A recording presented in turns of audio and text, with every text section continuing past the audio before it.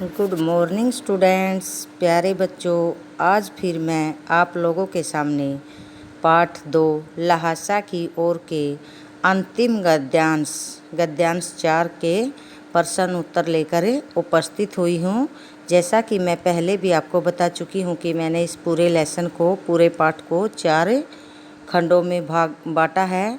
इसके 4 भाग किए हुए हैं। तो प्यारे बच्चों, आज हमारा जो अंतिम गद्यांश है वो है तिब्बत की ज़मीन बहुत अधिक छोटे बड़े जागीरदारों में बटी है। इन जागीरों का बहुत ज़्यादा हिस्सा मठों के हाथ में है। अपनी अपनी जागीर में हर एक जागीरदार कुछ खेती खुद भी करता है, जिसके लिए उसे बिना मजदूरी के ही मजदूर मिल जाते हैं, यानी वो उनसे मुफ्त में काम करवाता है। और खेती का काम देखने के लिए वहाँ कोई भिक्षु भेजा जाता है, जो जागीर के आदमियों के लिए किसी राजा से कम नहीं होता। वो उसको एक राजा के समान आदर देते हैं, सम्मान देते हैं। तो इसी तरह से जो शेखर विहार की खेती थी, उनके मुखिया भी एक बौद्ध भिक्षु ही थे, जिसका नाम था नमसे। और वो बड़े ही भद्र पुरुष थे। वो सबसे बहुत प्रेम से मिलते थे। जब लेखक उनसे मिला तो वो उनसे एक ऐसे वेश में मिले थे कि उन्हें उनके बारे में कुछ भी सोचना चाहिए था, लेकिन फिर भी वो उनके साथ बहुत अच्छे तरीके से मिलने, यानी कहने का तात्पर्य क्या है कि जब लेखक और नमसे का मिलन हुआ, वो आपस में मिले, तो उस समय जो लेखक थे वो एक भिखारी के वेश में थे, लेकिन उन्होंने उस वेश का भी कोई ख्याल नहीं किया। ऐसे ही आदर सम्मान के साथ वो उनसे मिले। और यहाँ पर एक बहुत अच्छा बौद्ध मंदिर था, जिसमें कंजूर क्या है बच्चों?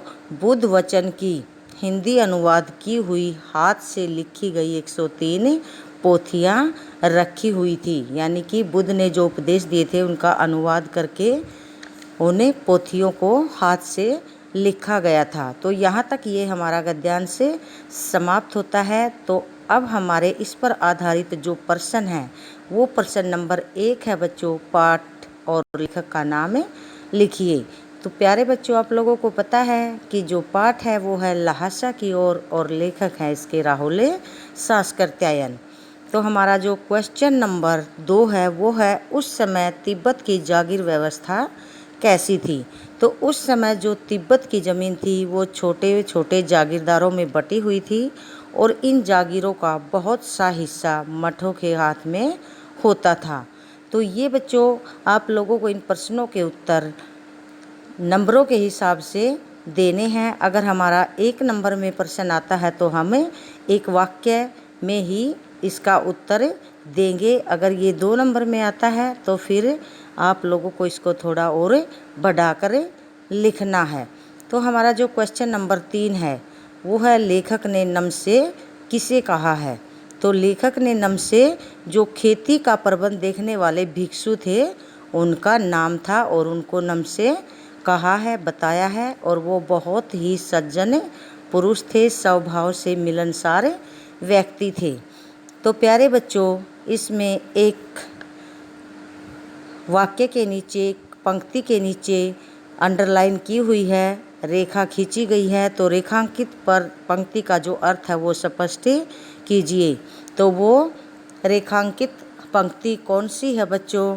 कि उस समय जो लेखक से मिले थे भिक्षु नमसे, वो बहुत प्रेम से मिले थे। यानी इसमें कोई भी लाइन अगर अंडरलाइन की हुई है तो हमें उसका अर्थ समझाकर उसको लिखना है। तो इसमें इस पंक्ति का अर्थ है कि जो नमसे भिक्षु थे वो लेखक से बहुत प्रेम से मिले थे, जबकि लेखक उस समय भिखमंगों के वेश में था।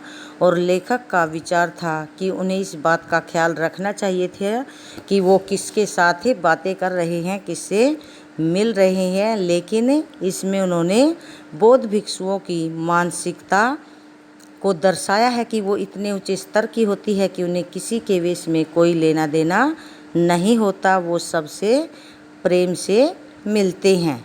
तो हमारा जो आखिरी और 5वां क्वेश्चन है वो है, वहाँ लेखक को मंदिर में क्या मिला? तो वहाँ लेखक को मंदिर में कंजूर यानी बुद्ध अनुवाद की हस्तलिखित 103 पोथियाँ रखी हुई मिली थी और जिनको पढ़ने में, जिनका अध्ययन करने में लेखक व्यस्त हो गया था। तो प्यारे बच्चों, हमारा गद्यांश पर आधारित जो चला हुआ था वो सारा भाग समाप्त हो चुका है। तो कल से हम अभ्यास के प्रश्न उत्तरों का अध्ययन करेंगे। आप लोगों को मैं अभ्यास के प्रश्न लिखवाऊंगी।